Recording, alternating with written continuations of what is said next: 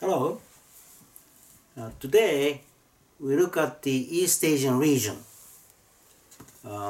First, here is the map of the Asian region,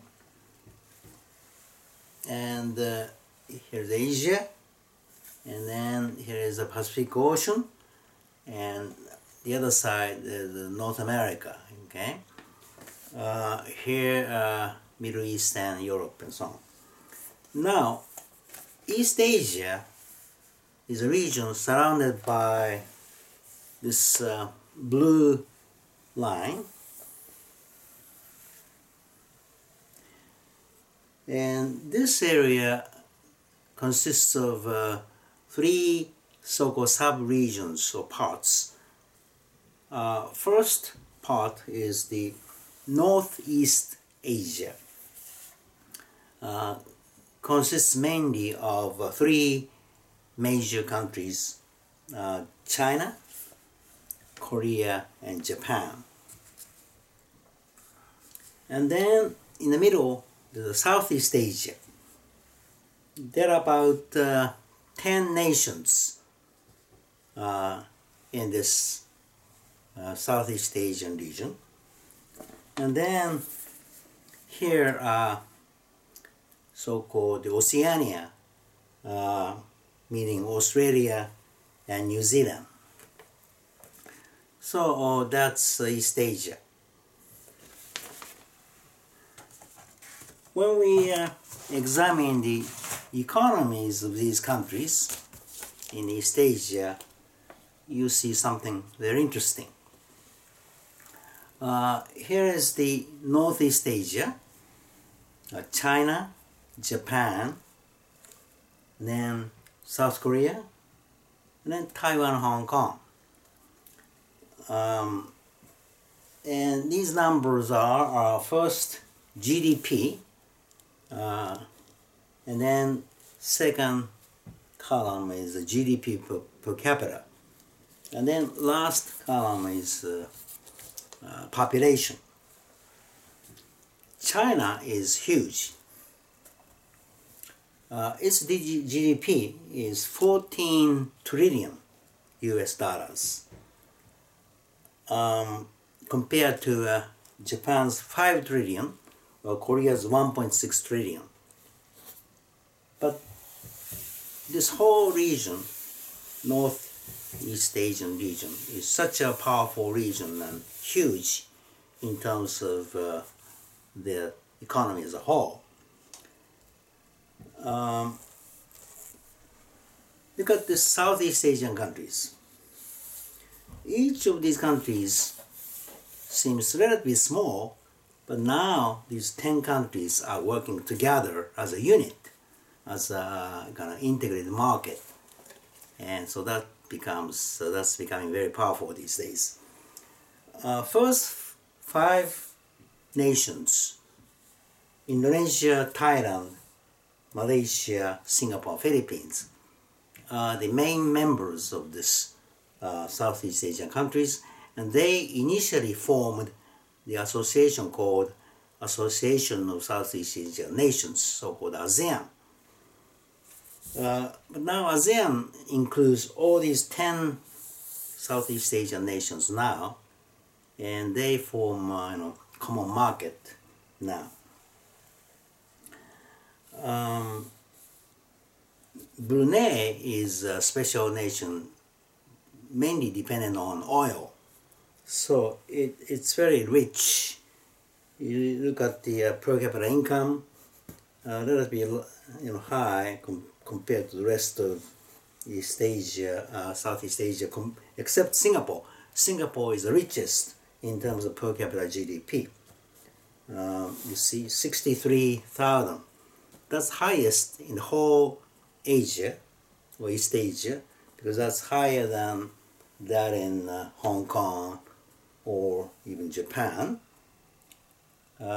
Whereas China has a very large number for total GDP, but per capita GDP is relatively small, 10,000 compared to 40,000 in Japan and then 63,000 in Singapore. The down here, that's Oceania, Australia, and New Zealand. They are very well developed countries with relatively high per capita income, and that's the whole picture of East Asia. It's surrounded by major economic powers like India and Russia, and on the other side of the Pacific, the United States. We will compare the US economy with the Chinese economy next week, but just look at the total GDP for the United States. That's $21 trillion. That's comparable or almost the same as the combined GDP figure for the three countries, China, Japan, and South Korea, in nominal terms, nominal GDP. We'll see the meaning of this nominal GDP in terms of US dollars versus the real GDP, that is the nominal divided by the kind of price level to come up with a real kind of number. So that's the Southeast Asia. What are the main characteristics of these nations? I already mentioned the huge economic size, and the influence is so large. As we know, China alone has a tremendous influence over the whole global economy, and whole East Asian nation so influential these days. They have been showing a very high growth performance. That's another characteristic, especially during the post-war period. And this high growth aspect of Asian nations is getting a lot of attention. Why many of the East Asian countries have achieved such high growth performance almost consistently, which have not been observed in other regions. The third one is an interesting one. As I examined the per capita GDP, there's a variety of countries with different levels of per capita income, per capita GDP. So some countries are still, to be developed, and some countries are already well developed. So it's a good combination of very high per capita GDP countries on one hand, and relatively low per capita GDP countries on the other.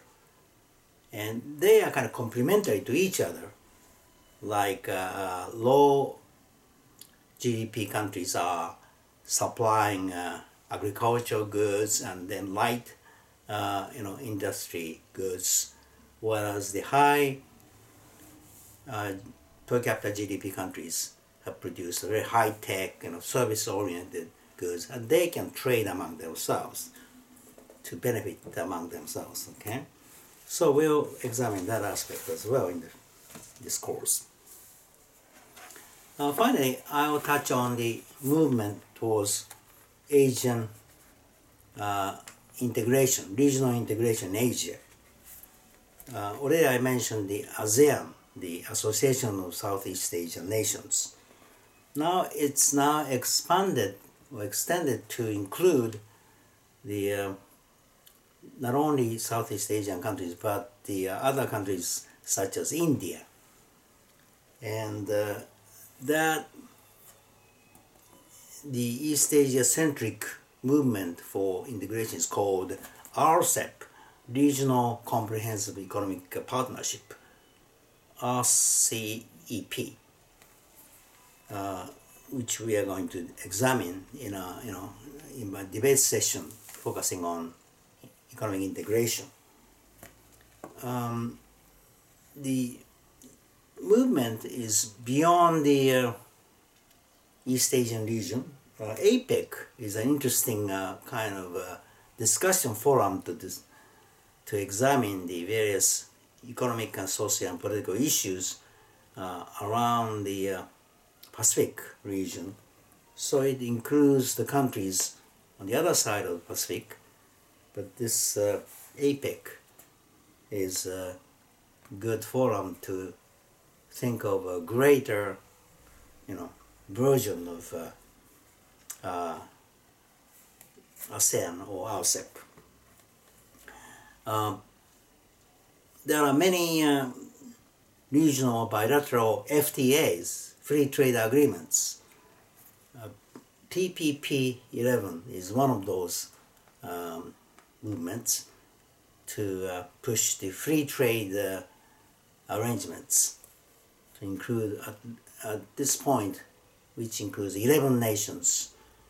Some are on the Asia side and some are on the other side of the Pacific.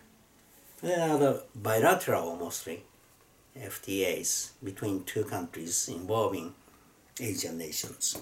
We'll look at these movements, these arrangements, when time comes. Well, that's it for today, and we'll now look at this East Asian region in the context of the global economy next time.